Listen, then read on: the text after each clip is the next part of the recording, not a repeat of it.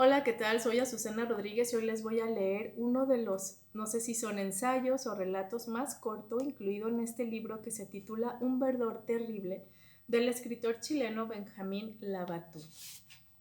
Se titula Cuando dejamos de entender el mundo. Tiene un epígrafe que dice así.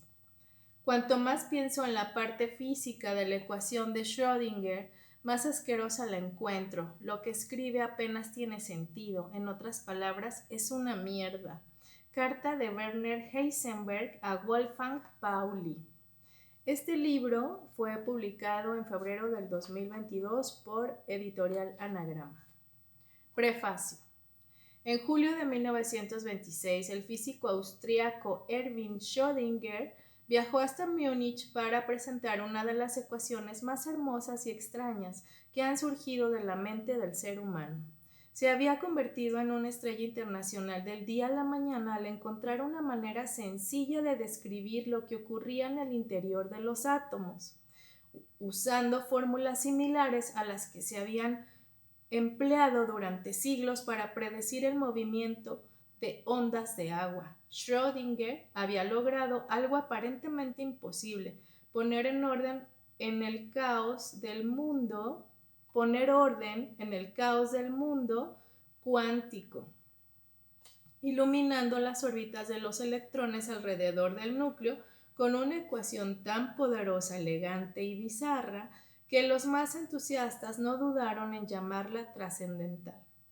Pero su mayor atractivo no era su belleza, ni la enorme cantidad de fenómenos naturales que podía explicar. Lo que sedujo a toda la comunidad científica era que les permitía visualizar lo que estaba ocurriendo en la escala más pequeña de la realidad. Para quienes se habían fijado la meta de escudriñar la materia hasta sus fundamentos, la ecuación de Schrödinger fue un fuego prometeico capaz de distinguir la oscuridad impenetrable del reino subatómico, revelando un mundo que hasta entonces había permanecido oculto tras el velo del misterio.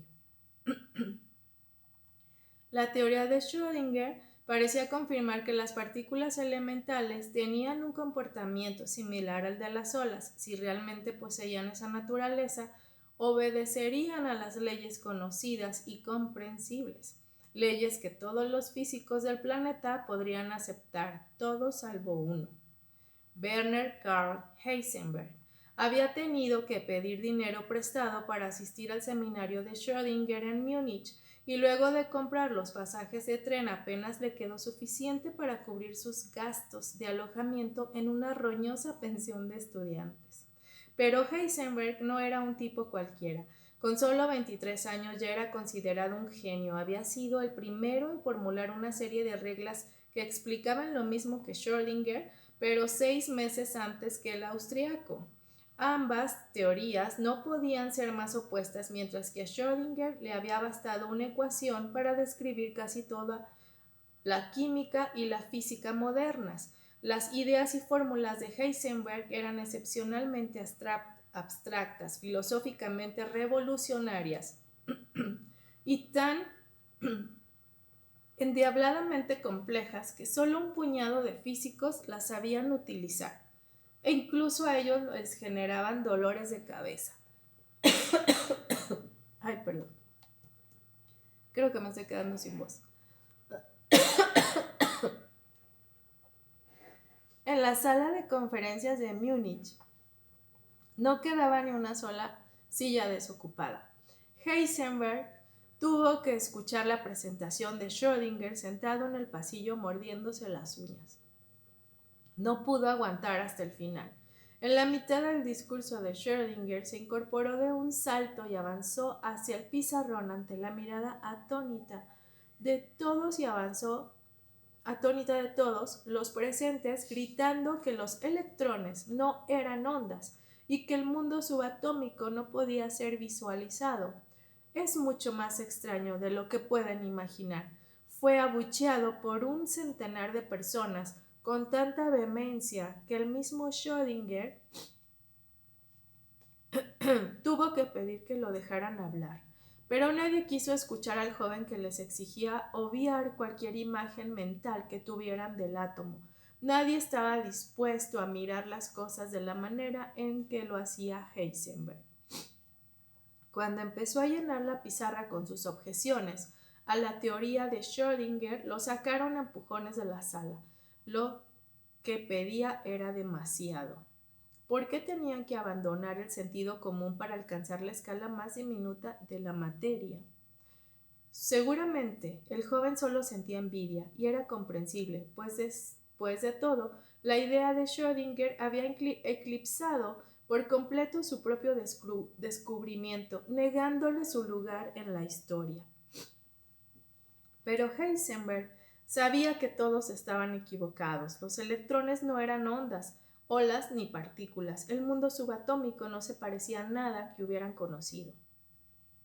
Eso lo sabía con total certeza, con una convicción tan profunda que aún no era capaz de ponerla en palabras, porque algo se le había revelado, algo que desafiaba cualquier explicación. Heisenberg había percibido un núcleo oscuro en el centro de las cosas, y si esa visión no era verdadera, todo lo que había padecido fue en vano. Bueno, pues este es un libro en el que vamos a ver, por ejemplo, qué sintió Albert Einstein cuando recibió una carta, qué sintió Heisenberg ante este descubrimiento de Schrödinger. Muchísimos científicos vienen aquí y luego este escritor, Benjamin Lamatut, lo presenta así tan cómodamente, con una libertad que parece que está platicando cuando nos está narrando hechos históricos que en realidad no son muy conocidos y que están tal vez documentados en la ciencia, no tanto en la narrativa, y eso es lo que hay que rescatar en este libro, que entonces nos estamos aproximando a unos temas interesantes que pudieran parecer bien complejos, pero que están plasmados en un lenguaje, ustedes lo vieron, natural, ¿no? Entonces, bueno, pues les recomiendo este libro, se titula Un verdor terrible, de Benjamin Labatut, y consíganlo, es fácil de adquirir, vale la pena. Muchísimas gracias por su atención, que estén bien, disculpen mi voz, hasta luego.